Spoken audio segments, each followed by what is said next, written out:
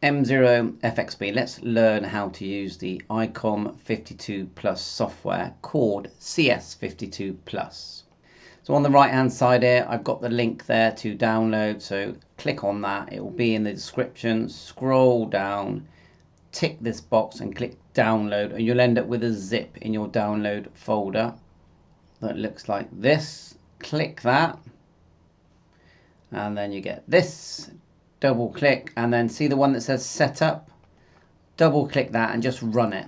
Okay, and you'll get the first time window appear. So all you do is in the first time window you're just telling it what COM port you've got. So plug your USB cable into your radio, USB-C, and into your computer. Then go on the Windows square, right click, device manager. Just find your COM number, double click ports, and look, I'm USB serial COM18 and my Windows 11, 10 installed it automatically. So we know our COM number. Then in this small square that appears when you first boot it up, let me see if I can get it to, if I disconnect my cable, I'll see if I can get it to boot to show it now. So we'll just close my software down. And then the shortcut will look like this. It will say ICOM CS52. And because I've done the first time install. But it will just say choose your COM number and look, COM port setting, plug in to your computer.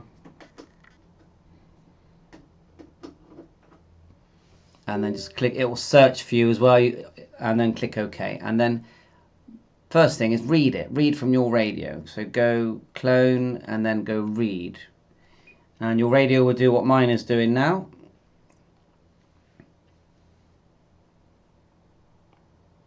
And read. So if we move this over here, I've noticed that each time you make a change and you send and receive, you have to turn the radio back on.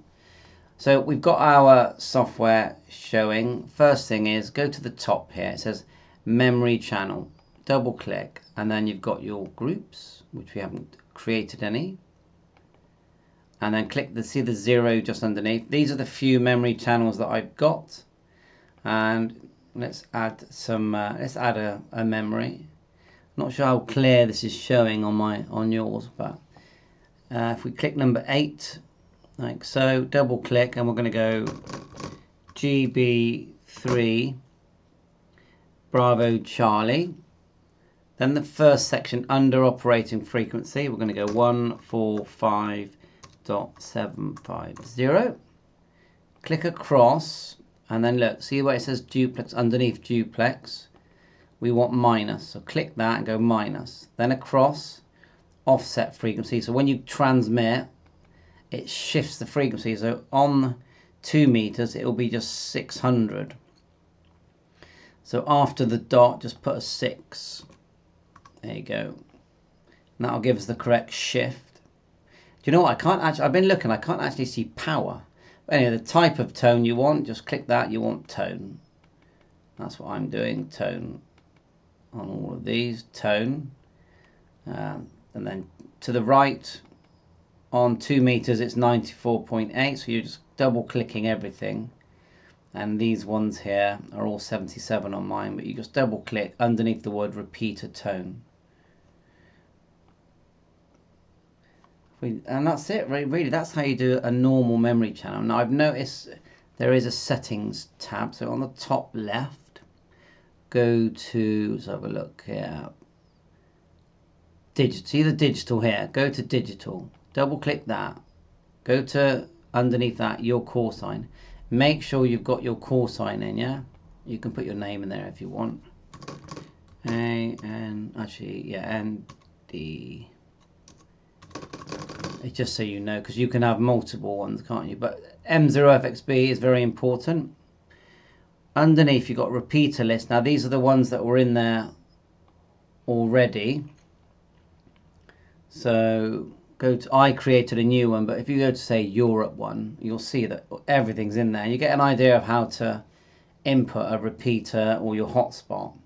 So if I go down to my hotspot here, what I did was I just, make sure you can see this, just making sure we move over a bit there.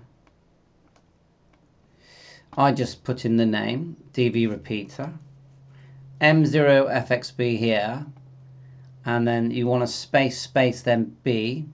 The G went in automatically. The frequency of my hotspot, you always have to have a shift because it thinks it's a repeater even if it's a hotspot, and then just do a 0 shift.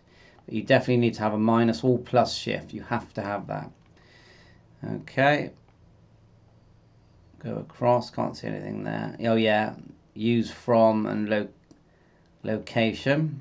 And for the open spot, I had to put in a Q where the B would go because it doesn't like to double up. It doesn't like two Bs. So that's a hotspot entered. Then you've got a whole section down there. Go to my station, my call. Oh, there it is there, the important one actually. M0FXB. And TX history is there. DV. Because I have used the radio, so it's remembering this stuff. These are call signs that I've put in there before. Going up, I mean D-star, there's learning to do, you know. Repeater list, my station, digital. I did find radio in there. Go down. Let me find radio. GPS, double click that. GPS memory. Picture, we can actually upload a picture. There's some settings there. Not that I've done that yet. You put that in on your SD card. DV gateway, not use that. Oh, you can do Bluetooth.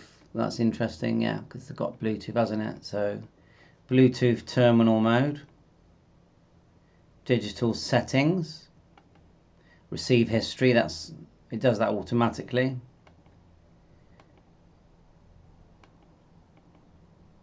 I stay repeater. Go to the bottom. I definitely saw radio, normal radio. A and B settings. Common settings, that's lots of settings.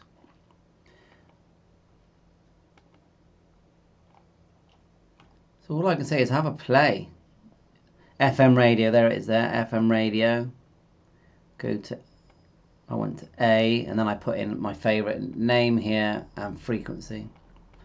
And when you're done, you just go right to radio. Click OK, and then the radio does that. And to be honest with you, I tend to program everything myself by hand. I don't really use software. By the time I faffed around connecting it all up, you know, I'd rather just load a repeater list onto the SD card and import it. But I thought I'd show you it anyway. And any tips and tricks, let me know. Obviously, you've got RT Systems, which has got a great reputation, and they do try and simplify everything. But I just think with D-Star and DMR, there is no simple. So the links are in the description. Thanks for watching my channel, 7-3.